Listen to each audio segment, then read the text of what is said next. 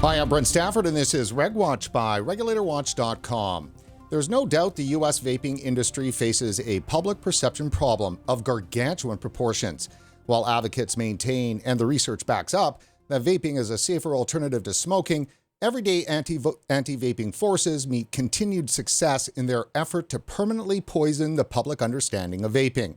Compounding the problem is a simple fact. Vapers are not a monolithic group drawn from one political perspective or party. How then should the vaping movement activate politically in this U.S. presidential election year in order to meet what is clearly political threats, flavor bans, taxation, and other onerous regulations? Joining us today on RegWatch is Matt Culley, a prominent vaping advocate and a virtuoso of vaping product review videos on YouTube. Known as Matt from SMM, he's amassed nearly 300,000 subscribers and 60 million video views. Culley is one of the first product review superstars to venture into the vaping advocacy space, bringing a strong ethical voice and his support for progressive values to bear. Matt, thanks for joining us on RegWatch. Thanks for having me, Brent. I don't know about virtuoso, but that was kind of you. Well, I look for the alliterations. That's an easy way to write. You know, Matt, had to go through all of our, episode write-ups and everything else. This is our 312th episode.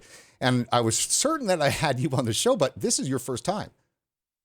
I think you had me on with Tristan about the rally. That is correct. Yeah. That is correct. And you had me on your show in October for a good long, hour and a half, Yep. shaking. So, Matt, it's certain that many of our viewers know who you are, but, might be unaware. There's a few out there that might be unaware. So could you share with us a little bit of your journey that's brought you to this place today? I kind of fell into vaping. I was a contractor for years, and then during the housing crash of 2008, obviously that all went to shit, basically. And so then I worked for a newspaper for 5 years. But at that time, I was a heavy smoker. I got oral cancer from smoking, had to have surgery. And even then I had, a really hard time quitting cigarettes after the surgery. And Vanessa bought me a cheap gas station vape, and I just kind of went down the rabbit hole and started buying more and more stuff and got into the hobby side of it as well, and ended up making a YouTube channel for fun, and just kind of, gone farther and farther down the hole since then. So when was that you started the channel? The channel started beginning of 2014. So that's pretty early on still, isn't it? Or Yeah, I started vaping, I think, end of 2012. And then, the first video I uploaded was February 2014. So tell us a little bit about the content. Let's geek out on the content here for a little bit. So it is product reviews, and then you've also brought in other stuff over time. So take us back to the base stuff that you do.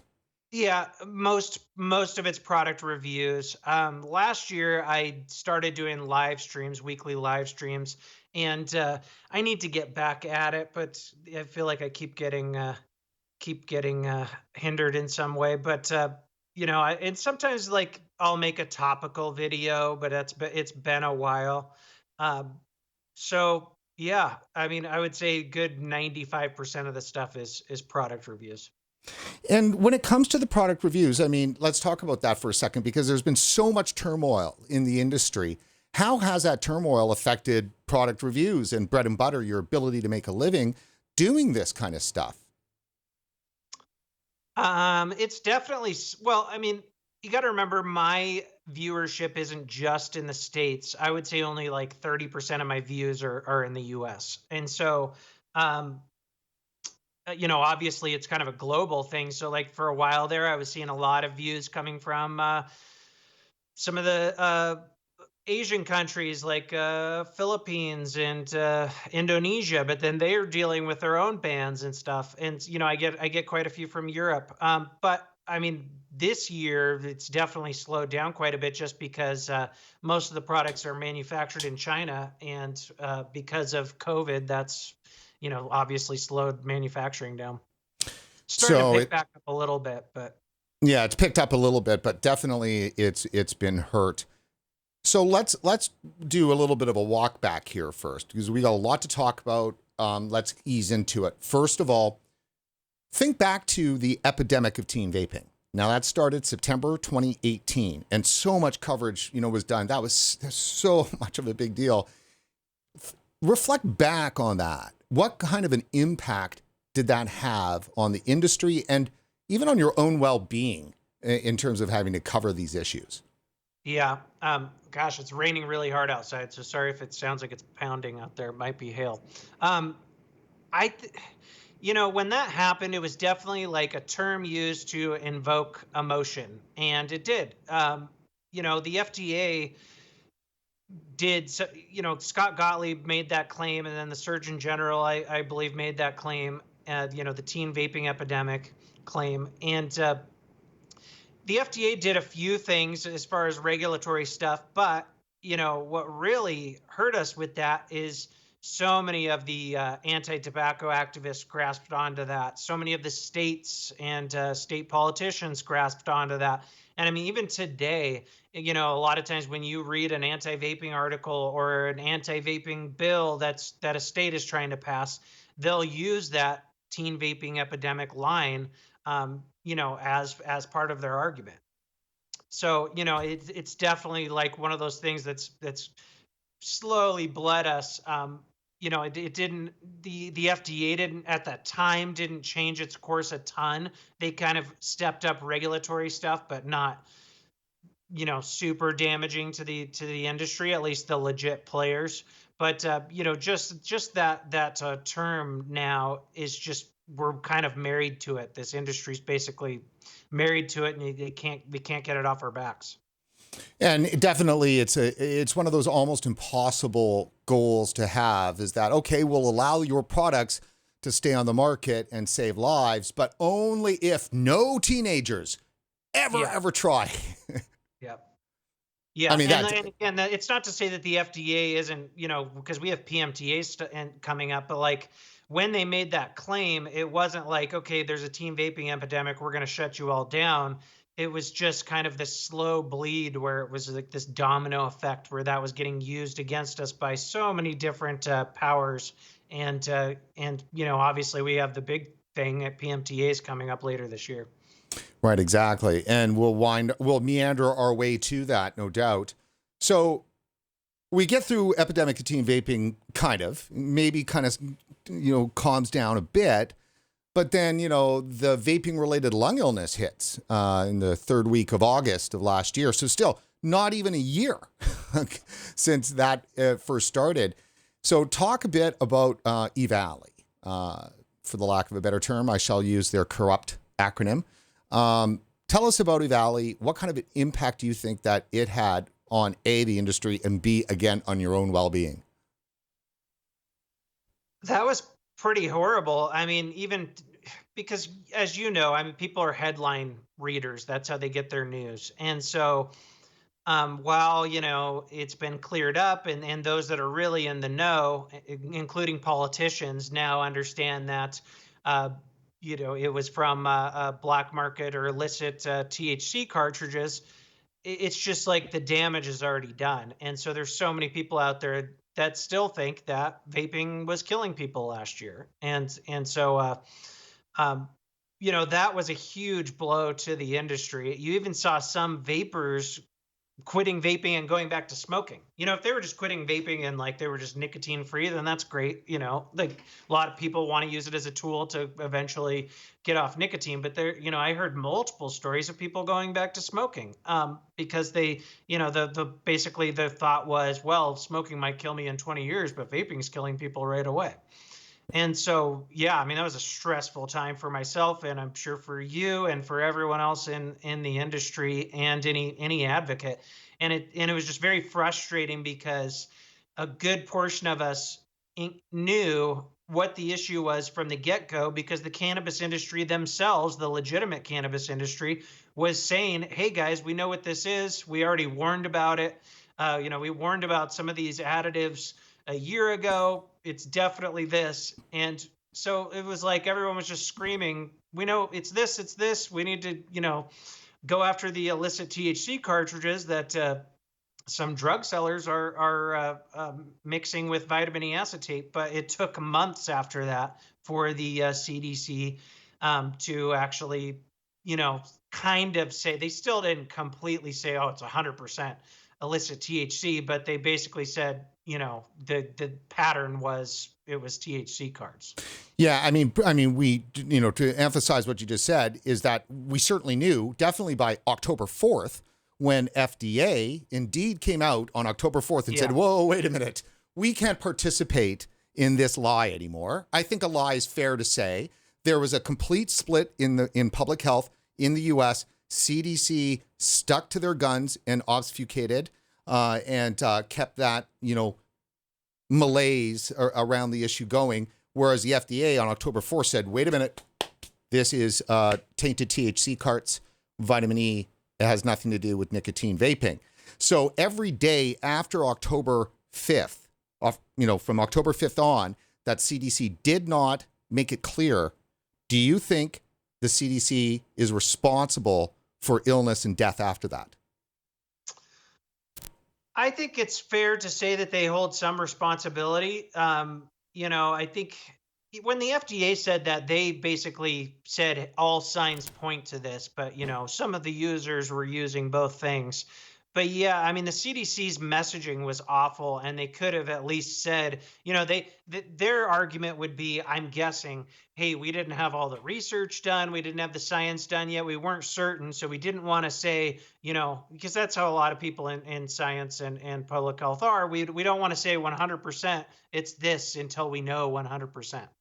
But they could have had a clearer messaging and not done the whole, where they were basically calling everything an e-cigarette, if you remember. Oh, yeah. No, totally.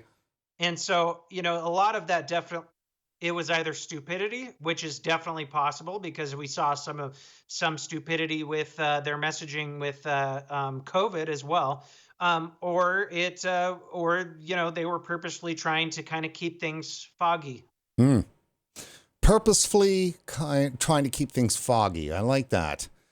The vape goes into the vape theme, huh? Yeah, well, I guess, but actually I wasn't thinking about vape. I was just actually thinking about how the mind being fogged is actually kind of really the end of the mean. Yeah, I mean, I vaguely remember, I don't remember exactly what he said, but I vaguely remember Gottlieb, who wasn't the FDA commissioner at the time, but tweet a lot about EVALI and stuff. And he was actually saying, hey, it looks like it's THC, before, CDC and a lot of others were. I vaguely remember him saying that the CDC was never as open-minded towards vaping as FDA was. And, they kind of had a different approach to it, and they weren't sold on it yet. And he kind of, I remember that tweet. I wish I had it in front of me, but he didn't say it, but he kind of hinted towards the fact that they're just not as vape friendly. So he did not that they're purposefully trying to do it to throw shade on vape, but just they kind of wanted it to be nicotine vaping, I guess.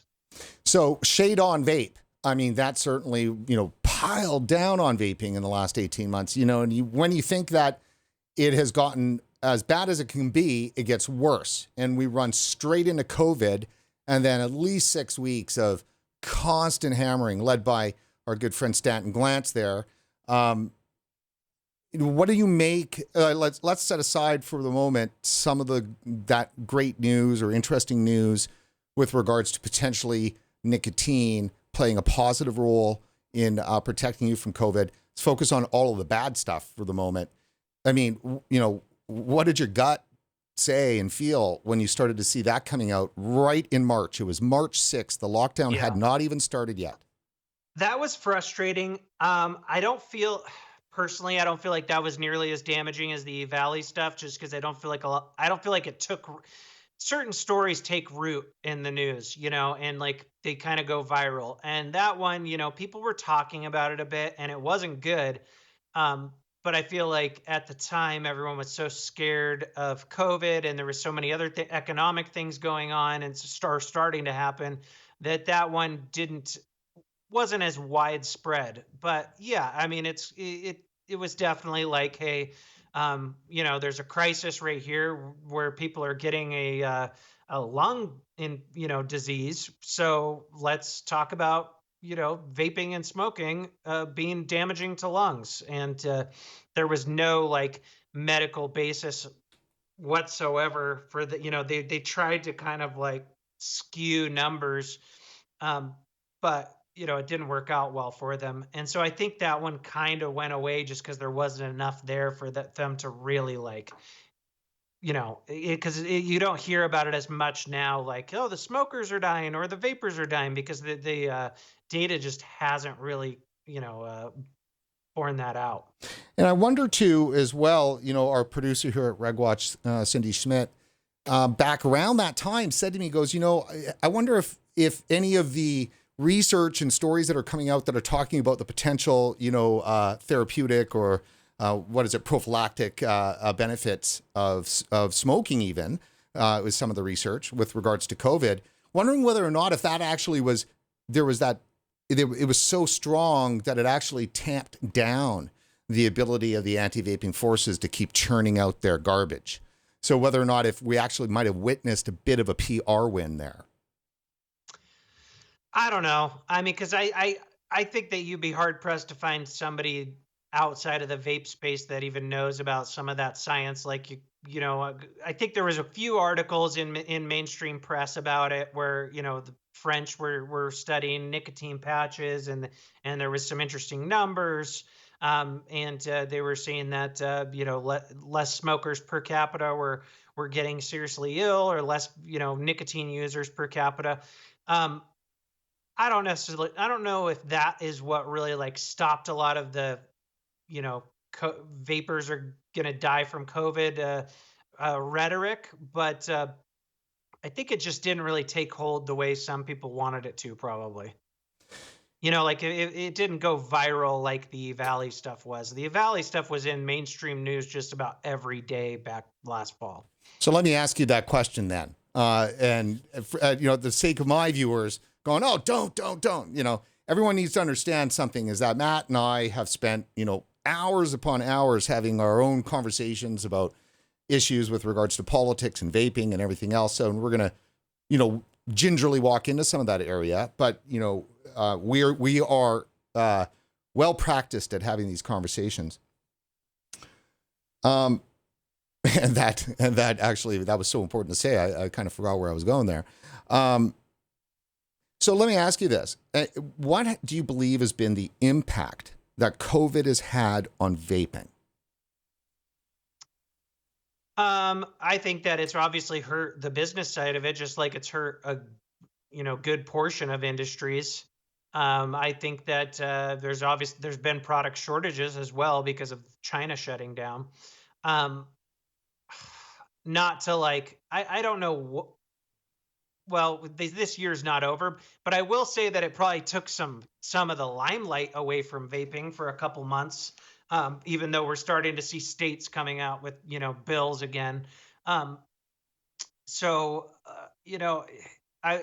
it wasn't good for the industry. It maybe it maybe helped a little bit to kind of take some of the heat off of us, because it seemed like vaping was in the news just about every day before COVID. Right.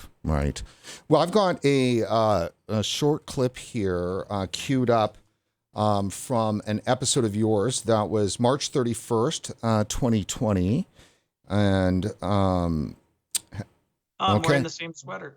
Oh, the same. Well, there you go. And so let me just make sure that I've got our audio on here too as well. I'm just going to play it right from the browser. Let's watch a couple of few seconds of this. I especially have gotten triggered over the last few months by the people that downplay this and call it a hoax, or the folks that try to compare this to what we went through with vaping. Like, I live with the nurse. I know what they're going through. I have talked to people in China. I've talked to people in Italy. This shit is absolutely real. So anyone trying to preach at you right now like it's no big deal and it's all manufactured is full of shit. I mean, I hate to be too rude, but that stuff's really been pissing me off. Hey. So I was known, certainly, and still continue to believe that this was an overblown situation. So talk to us a little bit about what was really driving that comment there. Um, I think that it was, well, I mean, look at what social media was looking like at the time, especially within the vape industry. And it wasn't just you. I mean, there was tons of people in the industry that were trying to basically draw lines between this and Valley and talk about how it's some big, conspiracy. Which, if you really pick what, no matter what side you're on politically, there's not there's not a lot of upside to manufacturing a fake crisis that kills the global economy, and for what, for some kind of like secret communist control that some people want or whatever. I mean, there's no doubt that it got political, and it that was going to be clear from the beginning, where, okay, we have an election this year. The Democrats are definitely going to be using this as a, something to use against Trump, and vice versa. So, but when you got people that don't deal with public health and think that it's no big deal while there's people dying, yeah, that's definitely upsetting. So, from our point of view, in mine's a pure kind of journalist point of view, in the original journalist sense that our journalists today don't have, the vast majority of them, is that you have to be skeptical. If you aren't skeptical, you cannot be a journalist. And what's happened now, it's interesting because, RegWatch is activist journalism. I mean, we're activists, for generally the more conservative right side of issues. But when we started, it was to give fair voice to resources. I'm from Vancouver, British Columbia, and from the interior British Columbia. Canada, everything about Canada is all about digging stuff out of the ground and making stuff. And when people start saying you can't take stuff out of the ground anymore, and protest it and ruin economies, because we're quite used to the more hysterical aspects of people trying to ruin our national economy. Just weeks before COVID hit, our entire economy was shut down in Canada over protests over an LNG pipeline. Not even really for climate change, even it was in solidarity. So, I mean, the whole unity, solidarity message and everything else. Long and short of it is Canada was shut down. Our entire major transportation systems were shut down. Highways were shut down. Railways were shut down. Everything was shut down. That's how we rolled into COVID. So, I don't necessarily think that it is unusual to say that you need to have skepticism in your reporting. We try to be skeptical about vaping where we can. It's like we don't just take every piece of good research that comes our way out there. And so when it comes to COVID, there was no skepticism.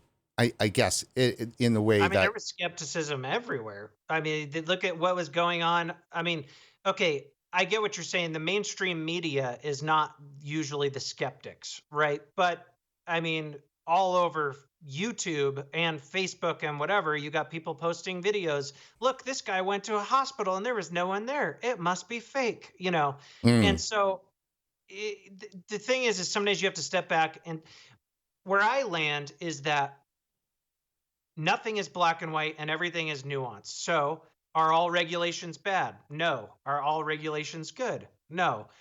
Is everything a conspiracy? No. Are there some conspiracies? Sure. Just same with conspiracy theories. So that's where you kind of have to be nuanced with it and pick through what's going on. Now, you can't tell me that every government, fine, we don't trust them. So every nurse, every doctor, every scientist, every epidemiologist, so on and so forth, is globally, whether it be China, whether it be Russia, Iran, Italy, London, or England, or here, is all in on one big conspiracy to overblow this, to try to do what? Like get more control over the people, or hurt Trump? Like what's the end goal there? What would the end game be to overblow something like COVID? Well, I mean, that's a good point. I think before you talk about what an end game would be, it's important to point out is that the way in which dominant hegemonic ideologies operate, it's not on the conscious level, right? That's how entire masses of millions and millions of people can move in one direction so quickly. It's because that direction fits in, predetermined ways of thinking and understanding of the world. And those are the powerful things. So even using the word conspiracy thing is crazy. You don't need to have people talking to each other and coordinating what they're doing. Although you do have to understand the CDC, when they're referred to as the preeminent public health organization in the world, that's really true. They set up 61 separate countries' own CDC. In 1983, the CDC out of Atlanta set up China's Centers for Disease Control in 1983, and then 60 other countries. So they all look to the CDC, even the WHO, of course, right? So it really is, it's for the same reason that I can drive down a rural road in British Columbia and see a highway sign that has the exact same COVID-19 warning, wash your hands, stay at home. And that's the exact same message on one of 2 million of these things in France, on a side rural road. That's because public health does coordinate and the messaging does come down from the CDC. Sure, CDC gives guidance. So, I mean, that's pretty clear. But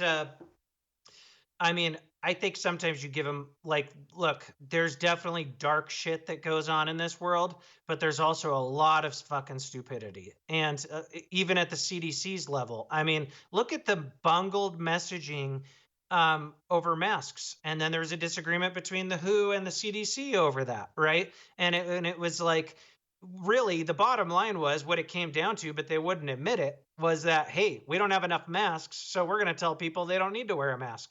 Then more and more science comes out, and they can't lie about it anymore. And so the CDC is like, okay, yeah, maybe you should wear some facial coverings, but then the WHO's not on board yet. And so then there's this big back and forth thing that even gets political about masks. And when in reality, and that was funny too, because you saw people in vaping that preach harm reduction, yet argued against masks when masks are clearly a form of harm reduction. They're not going to keep everyone from getting sick, but they are a barrier. They can stop droplets from coming in. They can stop droplets from coming out. They're a harm reduction tool. But why did masks get so politicized? A lot of this is just pure stupidity on government's side. The Trump administration, the World Health Organization owns a lot of it. CDC owns it. There's just a lot of really, really dumb stuff going on, and it just confuses the shit out of people. And that usually is what breeds really wild conspiracy theories. Not saying what you're saying, but stuff that's really, really wild. And again, I'm not saying nothing ever happens that's not dark and sinister. It absolutely does. But we also sometimes look for things when they're not there and can't just chalk it up to the most likely outcome of they're freaking stupid. So let me put this to you, because this is like the anchor part of my critique. And it goes to the skepticism thing, because it's not even journalists here. Our position, in March, very strongly, was that the vast majority of vapers are well positioned to be skeptical of what public health was telling with regards to COVID. Because remember, we're going into this lockdown. The disaster of what that, obviously, this lockdown's, the impact of it is still nowhere known. And so the issue for us was that how could anybody who understands the amount of mendacity, the lying, the deceit, the dishonesty, the bad science, the literally, unscience science that's coming out of the most respected scientists in the topic of vaping and tobacco harm reduction, the complete total in the bagness that the mainstream media had every single day during the fall. They had number of new cases of EVALI, number of deaths every day, mainstream media. All of a sudden COVID happened. you know, eValley was a warm-up exercise, planning or not, I don't care, but the whole template of hysteria, lung disease cases and deaths rolled straight into COVID. And then when you have the CDC as the one that actually, pulled the trigger and lit the world's hair on fire, the same people that have been lying about vaping, I think it's fair to say they've been lying about vaping. How can you believe them? And that's where I was exhausted in understanding is how come more people weren't skeptical of the CDC from within inside the vaping community, because their track record is skeptical of them. But like, here's one thing, and I think sometimes it's a point that you don't bring out enough when it comes to bad regulation, is that, okay, let me back up there. The FDA was started for noble causes, right? Back in the late 1800s, early 1900s, there was thousands of people dying from shitty food, poisons in medicines, like old rancid food that was getting sold. Like, it was a big issue. It was a real issue. And so that, like, hey, let's start a Food and Drug Administration, and we're going to make sure that people aren't going to kill other people with their products, right? So it made sense. Now, unfortunately, what we have in this country, and other countries have too, is this melding of really, really powerful corporations and really, really powerful regulatory bodies. So what comes from that is crony capitalism. So these companies push for regulations to benefit them and hurt and screw everyone else. Now, do you think that if pharma and a lot of other big interests didn't have such a hard on to kill vaping, that the regulatory agencies would be going after it with as much heat? Probably not. It's not just an ideological thing. There's a lot of money on the line here as well. And so, I think, like, when you go after a regulatory agency, it's totally valid, but you also have to sometimes go after where, why is there so much a spotlight on this one particular thing? Because I mean, it's not just in vaping. If you look at all kinds of different regulations, a lot of them read like they were written by the three largest companies in that space, and so and then you also have activists that, like, so for example, you brought up, an oil pipeline. No matter where you sit on that, there's also money to be against it, right? So there's green energy money. And so everywhere you look, there's money and powerful interests that want that might talk themselves into, like, well, we're doing this for good reason, but there's still money to be made. And that's, I'm a capitalist. I love capitalism. Like, right? Like, I think that it's the best system that's out there, even though it's obviously got some major flaws. But we have this big problem of government and powerful corporations, and until we do things like get rid of or have campaign finance reform and other things of that nature, and try to get money out of politics as much as we possibly can, we're going to continue to have shitty regulations and shitty laws. So we've had, I'm hearkening back to maybe 2 years ago, you and I were having one of our private conversations about this. There's an argument to be made that when government steps into a market to regulate it, that is what invites the crony capitalism in. If you look at Google, sure. 20 years ago, Google wasn't spending any money on lobbying in Washington. They had no presence. And I believe it was like 2009, as late as 2009, and correct me if I'm wrong on the date, but somewhere around that time is when Google first set up its first lobbying relationship in Washington. But they had been operating for 12 years, 13 years without needing to have lobbyists. It's only when the government comes to regulate your industry do you then need the lobbyists. So it really, it's a chicken and the egg situation. It's definitely a chicken and egg thing. And there's big companies that also push government into regulating something, like, hey, Sure. you need to take a look over at this. And so it's a big problem that there's no easy, like, black and white solutions to it. I don't think that the answer is zero regulations, because there's regulations that make sense. And, Sure. I think that there needs to be some economic regulations, but that's a whole nother argument. I don't think the middle class comes out from a completely free market. We saw how that's gone down a few times in history, and so uh, it's one of those things where, like, how do you keep it pure? How do you keep it common sense? Um, and still, have a level playing field for the businesses and the different industries that are wanting to be a part of it. It's very difficult. Is it fair to say, Matt, that that you've added it's not like it's new, Matt, or unseen before, Matt, but since COVID, you've added a strong political layer, a commentary layer, even over top of vaping to your media channels, your Twitter feed, and so forth, and Facebook actually, very specifically. I know that you've been throwing out some good fireballs out there and leading very major conversations that have been happening with people in your group. And obviously, we share a lot of friend circles, and a lot of them are from the vaping world. So you've hit some pretty big topics with regards to BLM and so forth. Why don't you walk us through that?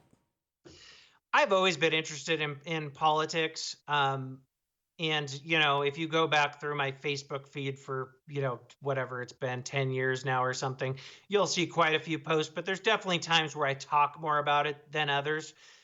Because of vaping, I have shitloads of Facebook friends, and I know sometimes I shouldn't stir the pot. Sometimes I do it anyway. I bite my tongue a lot on other things, but yeah, I mean, it's one of those kind of global issues. The COVID was, so I talked about that a lot. The protests were, so didn't talk about that as much, but I made a couple posts about it.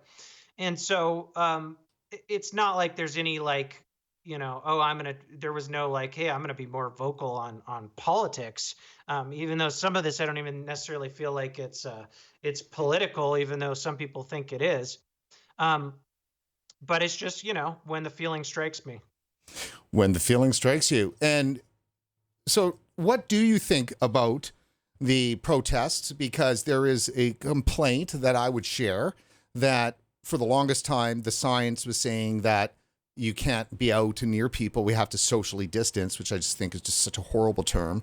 Thank God some governments and corporations are now calling it physical distancing, because it's just a little bit more appropriate than Yeah, it makes a this little more sense. quasi-communist, weird, social distancing thing. But, I mean, there's been conflicting evidence coming from public health on these issues. And then all of a sudden, the protests happen, and it just seems that all rationality goes out the way, that it's okay, the virus isn't transmittable if you are not white. I don't know. It's just pretty crazy. What do you think? I think that that definitely went through my mind, and I said that to Vanessa multiple times. Like, I really hope that COVID's not getting spread around. So it was a very, very unfortunate timing. Like you might have seen me say on Facebook, though, when things like this happens, I'm old enough to remember the LA riots in '92, right? It was Mm-hmm. '92.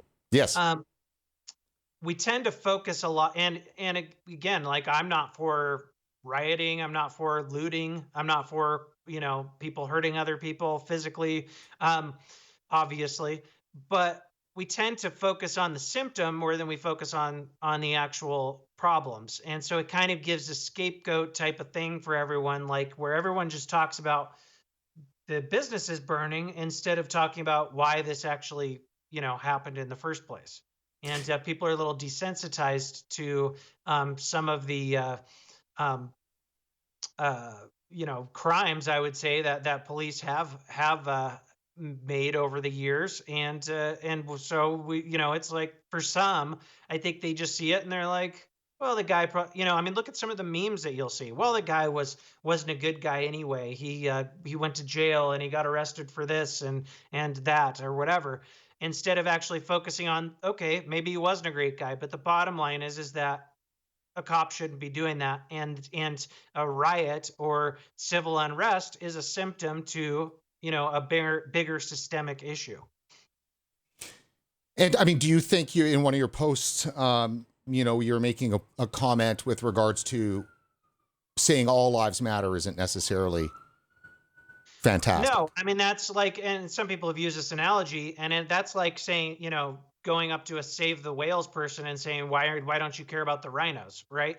Like, it's very clear that all lives matter. That's, I don't think that the Black Lives Matter movement is in by any means trying to say that our lives matter and yours don't.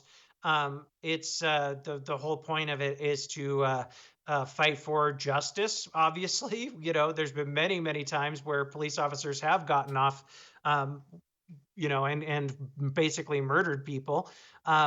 And it's about fighting for equality and things of that nature. But it's kind of like one of those things that people feel that that's like their first gut instinct to throw in. Why? Like, why is that like if you see some people protesting and somebody has a Black Lives Matter sign up, why is your first instinct to say, well, all lives matter? Like, why are you so offended by it? It's fine if you're totally understand if you're offended by rioting or looting. None of that's good stuff. But like, why are you offended by a Black Lives Matter march if it's peaceful? Well, I think that's two different things, right? If you're bringing up offended about the march, or offended because what you've been brought up, which was believing that there's only one race, the human race, or skin color doesn't matter. I mean, I'm old enough to know that that's what the strong liberal values used to be. I grew up with that. I mean, I grew up Yes, with that yes, movement. but that's also because we're white, and so we, people live, and I get myself included, people live in a bubble where, especially here in Montana, I'm from Seattle, but I live in Montana now, where you obviously know that slavery ended hundreds of years ago. We had civil rights, and laws in the 60s. Jim Crow era is over. Everything's good. We're fine, guys. Like, love it, love and all that stuff. But that same person that thinks we have all this equality, I'm thinking of a few people I know locally, will then say some really fucking racist shit. Pardon my French. Sorry, I shouldn't say the F bomb on here. It's okay. And so, like, I think that people are sheltered and they're in their own bubble and don't realize that there is still some systemic issues. Just because we all of a sudden made everything good by law doesn't mean that hundreds of years of inequality and hundreds of years of different institutions and segregation didn't take its toll. And it doesn't take decades or maybe centuries to slowly unravel all that. Well, gosh, I sure hope it doesn't take centuries. And for one, if it does take centuries, it kind of belies the progressive promise that you can socially engineer a better man. I mean, if it takes centuries to change the way people think, then maybe there might be something more towards the fact that there's innate things of the way people think, and they can't just be changed so easily by coming up with a new slogan or some new textbooks. It's either one or the other. Either human beings are malleable and can change the way they think and reimagine the way that they deal with other human beings, or we're born this way and we're not changing. I mean, I don't understand. Well, I mean, it's one of those tough things. And like, I think society's perpetuated certain different stereotypes that don't go away super easily. And I mean, there's just a lot of like whataboutisms too, like that people get, well, what about black on black crime? Well, like, no one's saying that's a good thing. People, like I saw in the comments, someone brought up Chicago. That's in the Chicago news all the time. I remember when they set records, it was in the mainstream news. There's activists and organizers in Chicago that are working on that stuff. Now, it might not be as big a mainstream news and might not be on CNN every day because rioting is a sexier story than just gang murder, right? But it still doesn't mean that there's not people working on those issues as well. No, fair enough. And you mentioned social justice, or you mentioned justice, actually. I've got a question with regards to, say, vaping, and this has been something that has been on our mind for a while. You and I have talked about this in our offline conversations. First of all, maybe I'll just throw this at you as just a quick missive. Is it fair to say that there is a majority of vapers, or close to majority of vapers, that fall maybe more on the center to center left progressive side? Or when you look at the whole milieu of the vaping world, I don't know if it's fair to say that, it's really driven by libertarians and conservatives and those on the right. Or is it? I mean, as far as every vapor, I have no clue. I mean, look at smokers and some of the demographics there. I mean, Mm, obviously, there's definitely a lot of LGBTQ folks that smoke, but then there's also a bunch of people in the South that might lean right mhm. that smoke, and so. Um, from my interactions, I would say, like, as far as the people that are like really into it, business owners or, activists and hobbyists, I've definitely come across more right-leaning people than left-leaning people. But the there's a silent majority in vaping that we don't know about, right? That just buys a jewel or whatever, Right. or goes into their local vape shop and doesn't ever go online to talk about vaping or join CASA or go to any type of vape event. So it's tough to say what the split is there. Sure. Okay, so fair enough. So let me move that over then to the anti-vaping forces. The reason why we're doing this is because, RegWatch this year in 2020, we're all about identifying the enemy, freezing the enemy, and then figuring out some strategies in which to help, win this battle. Because I would like to think that people want to win this battle, and I think it's an important battle. That's why we've been covering this issue for 5 years.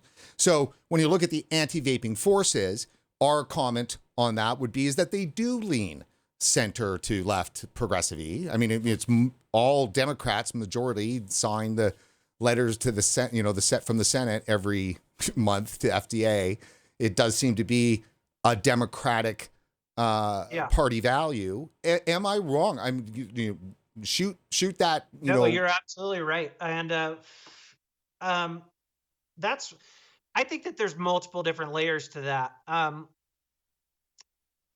One, I don't think that the vaping industry ever did a super great job at really trying to, like, court all sides. I think that they saw, maybe the more libertarian types on the right as an easy target, and always formed an argument for them, which is good. Obviously you want to form an argument for your audience, but they never really put a good coherent argument together for some on the left, and that's unfortunate. But also you got to understand, there's not just two groups here, right? There's people. If you take what would be considered on the left, um, there's all this infighting, right? You got people that consider themselves progressives. You got the Bernie Sanders types that might call themselves a democratic socialist or maybe a progressive as well. You got the moderate Democrats, the Chuck Schumer types, and the old Democrats that are just Democrats because their dad was a Democrat, and so on and so forth. And so and there's the same thing on what would be considered the right. Now, I think that obviously there's money that has to do with a lot of this. I mean, there's Democrats that take quite a bit of pharma money. I think that plays a part. And I also think that people are blinded by the big tobacco and big corporation aspect of it. So when it comes to an actual progressive, I'm not talking like a Joe Biden, Chuck Schumer type of Democrat. I'm talking like a actual progressive, Got like it. somebody that's like anti money in politics, somebody that's for Medicare for all, so on and so forth. Um, A real reformer. yeah, the biggest issue that I hear from that type of person is this seems like big tobacco 2.0. And when big tobacco, and we knew this was going to happen, it just, we started slowly happening with blue and stuff when I was vaping. But when big tobacco really threw themselves in and started making their own vapor products and really promoting it hard, and that Altria Juul partnership really, hurt us with this argument as well. That's when, like, it was really hard to try to get people to understand and to try to realize there's more to this industry than just a big tobacco company. And they'll point back towards big tobacco CEOs lying to Congress, and the old ads from 50 years ago where they said, hey, your Dr. Schmidt says smoke Luckies or whatever. um, and so that's a tough one to get over with some of them. Is like, how do we know this isn't just big tobacco 2.0? This isn't just big corporations trying to throw the wool over our eyes. I mean, I know of different people that have been in front of left-leaning politicians and have said, they've had to be explained, like, we're not all Juul. They think you're all Juul, and they think that you're paid, and it's astroturfing and stuff like that. And so that's a very, very difficult hurdle to get over with them. Sure. But some of the arguments that need to be used with them are obviously the science arguments. But one that works well with me is when I bring up the UK to a lot of them. Hey, the UK has some of the least amount of big tobacco and pharma influence in their government, compared to all the Western, when you compare them to all the Western countries. And they also have socialized medicine, and they've completely embraced vaping as a harm reduction tool. And so that can help. Obviously, likening it to the war on drugs can help. Do you want a war on drugs 2.0? What groups of people end up getting disproportionately affected when you do that. And so there's a lot of good left-leaning arguments that can be used with these left-leaning politicians. I cringe when I watch a hearing and all the vapors go to talk at this hearing one after one, and they're in California or they're in New York, and they're all just making the freedom, I can do whatever the hell I want argument, which I'm not saying it's a bad argument. It's just you need to give a little more than that with some of these people. And that is definitely one of our questions I wanted to ask you, because it clearly seems that the liberty argument is a non-starter when it comes to vaping. So if we recognize that that's kind of the group of people that we kind of have to reach and crack through, progressives, Democrats, the left, that mix there, they've got as you so perfectly said, big tobacco is an incarnation of great evil when it comes to progressives. The actual tobacco industry is really the first major industry in their 100-year battle that they set their sights on and they took down. I mean, it's the biggest evil out there. The bigger evil arguably would be oil. And they apply the same kind of tactics, good or bad, to their battle against big oil. But big tobacco you can't surmount that mountain. It is the big evil. It's the incarnation of great evil. And to the extent that they brought big tobacco to heel with the MSA and making them pay, and then using all that money from the MSA to fund state programs in education and public health and all that great stuff progressives love, that's a winning deal, right? And so as vaping comes in and puts pressures on that, and I would argue that vaping presents an opportunity for big tobacco companies, if they so choose, to redeem themselves. If they were to strike all of their combustible products over the next 10 years, 15 years, even 20, and replace it all with harm reduction, I don't know if progressives are willing to give that up. That means they lose that win. That means what was the incarnation of great evil is now in redemption. And we don't see a lot of redemption these days. I think that's fair. It's just like how there's been some bills where people don't want big tobacco involved in the cannabis space. But I can't fault somebody for necessarily feeling that way when there's trust issues there, obviously. Where was I going with this? The bottom line is that people get screwed. The small businesses get screwed in the process. And, even if, we see now big tobacco wants to go, they realize the future, and a lot of them want to go more of a smokeless route, but they're also going to try to take down all the little guys on their way there. And, we've seen, different, they're the ones in the back rooms making tax deals in some of these states and things of that nature. So that they survive. And so that's anti-harm reduction too, And so that's what's unfortunate is like when you meld the argument of harm reduction together with like big business, well, the big business is not, they might not always want what's the most harm reduction possible. They want what's going to line their pockets the most. So let's dive into that, because that's the other issue. The liberty argument doesn't really hold much sway with vapers. At least not all vapers can get behind the liberty argument. That's one issue. And well, then, I mean, I do. Sorry to interrupt, but I will say I have used that argument with. I live in Montana. I talked to Republican politicians last week because of what's going on here, and I have a somewhat liberty argument when I talk to them, and I definitely talk about small business and stuff like that. And I'll point out, hey, people weren't. You read about E-Valley. That's not. It wasn't nicotine vaping that was killing people. But I'll get more on that liberty type of argument with them. But if I'm talking to a Democrat or a progressive or whoever, my argument's going to be different.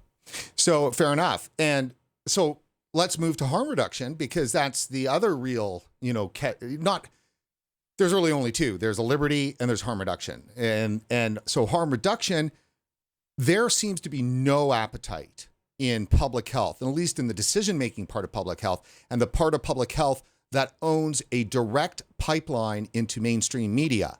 That public health, CDC, FDA, and so forth, they are not behind harm reduction. Harm reduction seems to be dead. And when you look... I agree with that. Yeah, and when we look at the public health people that come on our show, the huge caliber, the Linda Balds and the Ken Warners and so forth, John Britton's, they are all on one side of the continental divide in public health, and that side is tobacco harm reduction's a real thing. It's the priority, and then the other side, it's all about the kids, and so forth. So how do we handle this harm reduction argument? Because while it's a valid argument, while it's the life-saving argument, it seems to be just completely discounted and not taken seriously by public health.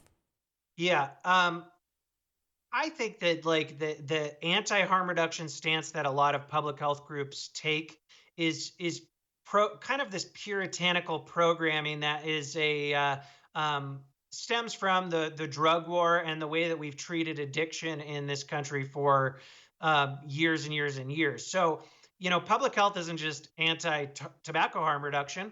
There's actually been fights with, opioid harm reduction as well, and other types of drug harm reduction. And so people have this built-in mentality of it's a quit or die mentality. It's a zero-sum game where like you either quit or you die. There's no in between there. Now, slowly but surely, we're starting to see more and more like mental health folks adopt harm reduction when it comes to drugs, various different drugs, including tobacco.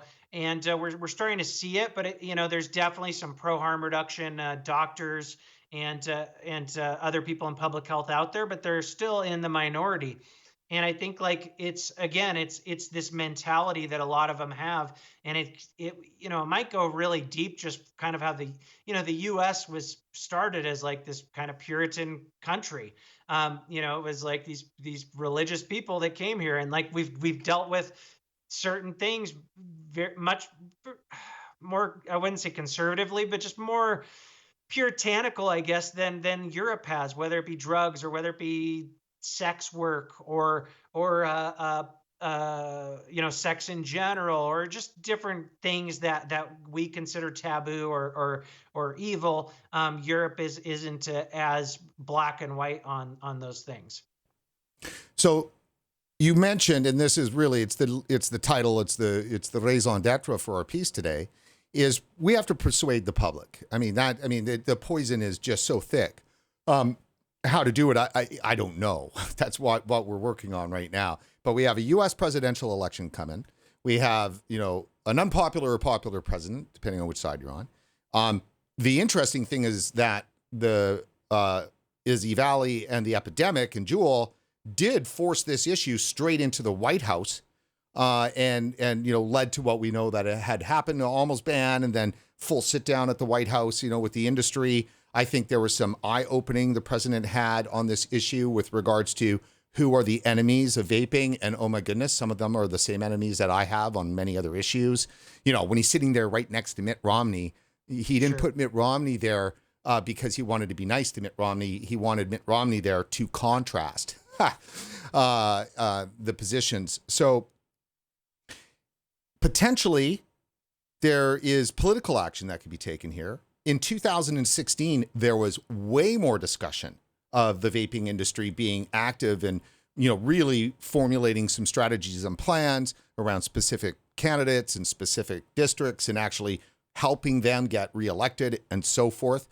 I hear zero of that this year. And, so I'm just, from your point of view and from what because, you're involved with a lot of the organizations too as well. Is there an activation going on that is organized in vaping to fight for the movement at the state and the federal level in 2020? I think here's what I think happened is last year was so damaging on multiple levels, and so many people got burnt out, and it was like this fight, and it's almost like we used all our energy up on that. And then this year, COVID hits, right?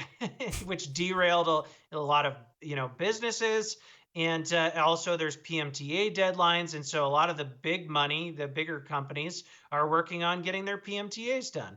And so I think that, as we get closer and closer, you'll see more like activation going on in various different states, on the state level. On the federal level, that's tough now, because Trump's got bigger concerns than vaping now, obviously. And, but obviously Biden doesn't that's not on the top of his list either. Now it's COVID and the economy. And so trying to get through on the federal level is definitely going to be difficult and might not work out for us this time. On the state level, where races are tight and stuff, I think that there can still be some good fights there. But it's going to be the one thing that I could maybe see happening, and I don't know, this is kind of a pipe dream, but because the economy is it's a trickle thing. I don't think we've seen the worst of it yet. We haven't. The Great Depression didn't happen overnight. It happened is a domino effects that took, a few years to really hit the bottom. Because of all the economic issues, maybe there will be some regulatory relief. Maybe the FDA will push to extend the deadline again and get the judge to okay it. I don't know. But that might be something that's worth focusing on more than trying to get Trump to do something about vaping right now, because I kind of feel like that's like the last concern, or on the very bottom of his priority list when it comes to this election now because of what's happened. I mean, no one imagined what that 2020 was going to be like this, between the COVID protests, economy, just nuts. So, and we're just asking questions here on this. I mean, I certainly don't actually specifically have a full opinion on this, except for that I recognize that, say, for instance, the campaign of "We Vape, We Vote" might not be effective this year. Not just because of Trump, but also polarization with inside the vaping advocacy world. Not really wanting to take the liberty argument, voting. If you happen to be, very anti-Trump and you are a vapor, it's harder this year to make the argument to be a single issue voter and vote on behalf of vaping. Hold your nose and vote on behalf of vaping. I mean, is that even a winnable thing to ask the foot soldiers of vaping? It's a tough sell, but I mean, even if I think it's just more difficult to, get through with that message at this point anyway. I mean, at last year with the "We Vape, We Vote" message, vaping was in the news every day.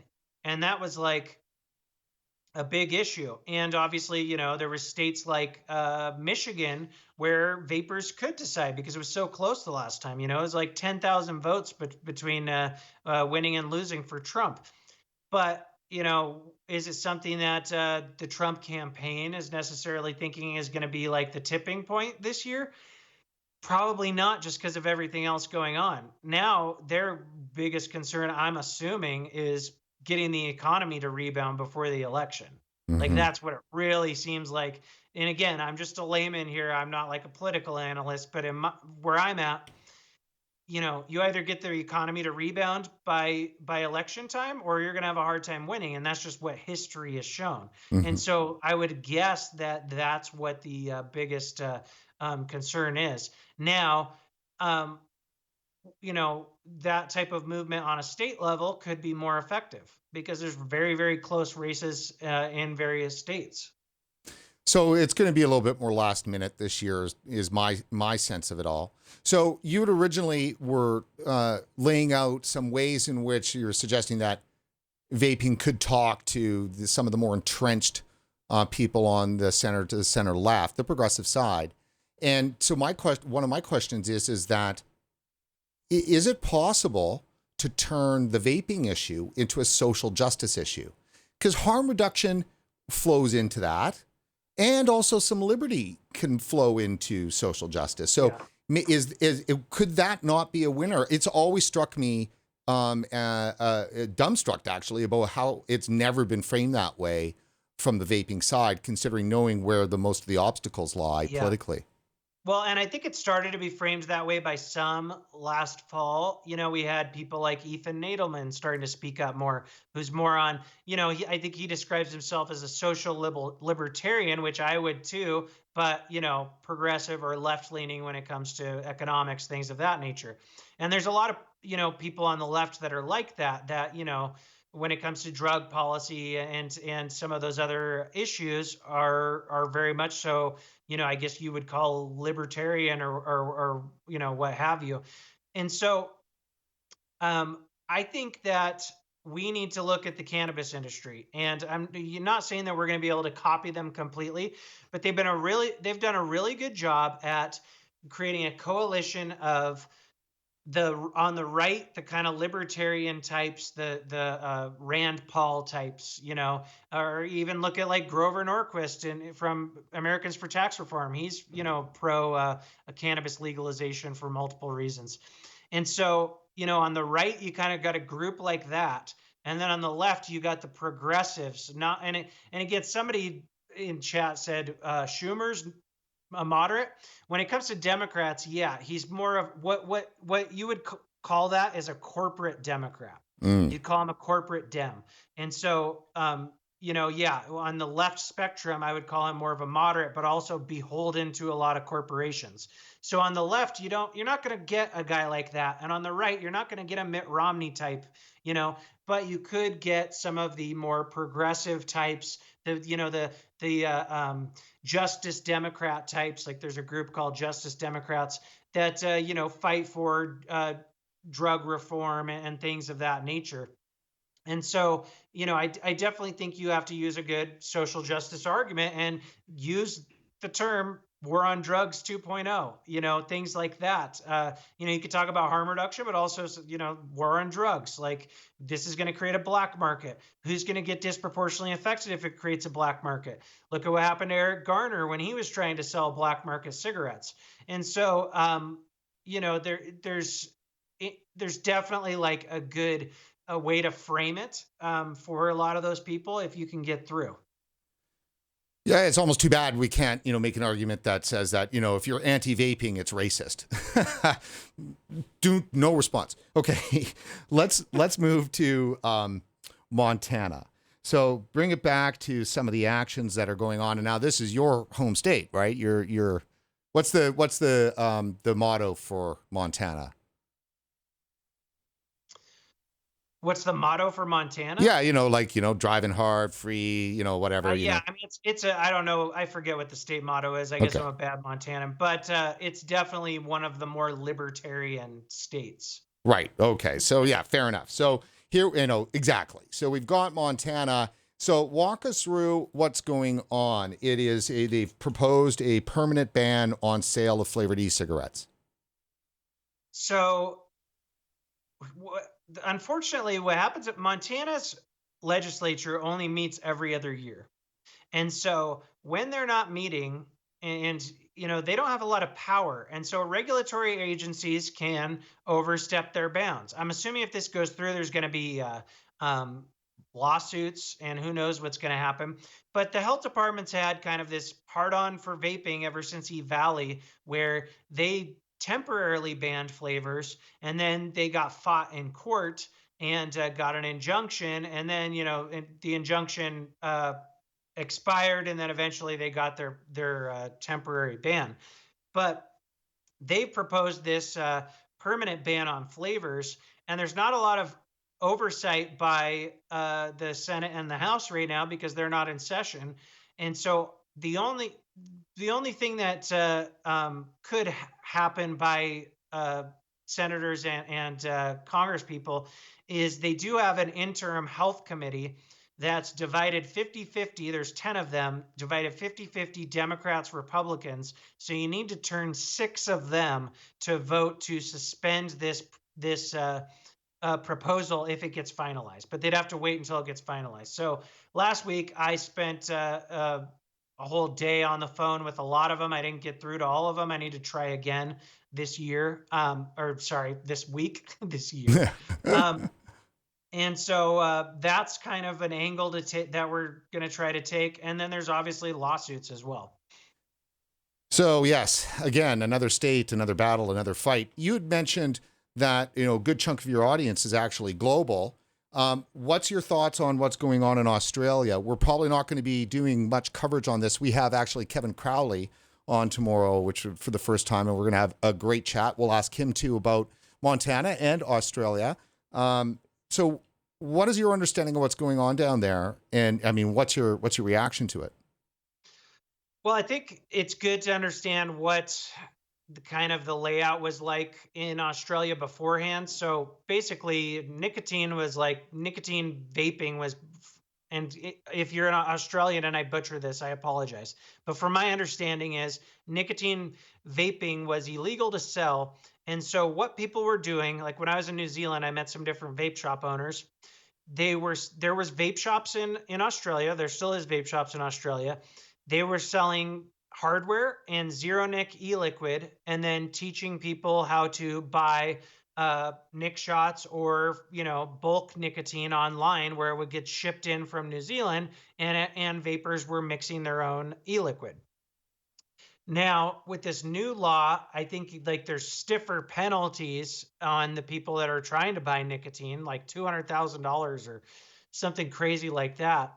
And it's most likely going to kill vape shops, and they're basically trying to push everything into a prescription only model. So, obviously under a model like that, only the big companies will survive. I think they have to try to get a permit to sell their vaping product as a prescription, and then a doctor prescribes it and people either buy it at their drugstore or whatever. So what was going on in Australia before wasn't good either, but this is really shitty as well. And it kind of gives one more hurdle for someone that wants to go from smoking to vaping to have to go through. If you have to go get a prescription and it's not there to just try out because there's a Cigalike at your gas station or there's a vape shop down the street, there's going to be a lot of people that are deterred from ever switching. How successful can the movement be in fighting against this? That's what I don't know. I don't think that the industry is super strong in Australia, again, because a lot of the business was happening online. And, like I said, there were some vape shops, but they were selling zero nic and hardware. But, I don't know. There's going to have to be more of a grassroots thing. And I know Vaping Bogan, he's in Australia, made a video about it. And I think there's, some different campaigns going on. But how effective it is, I don't know. It's not looking good, I would say.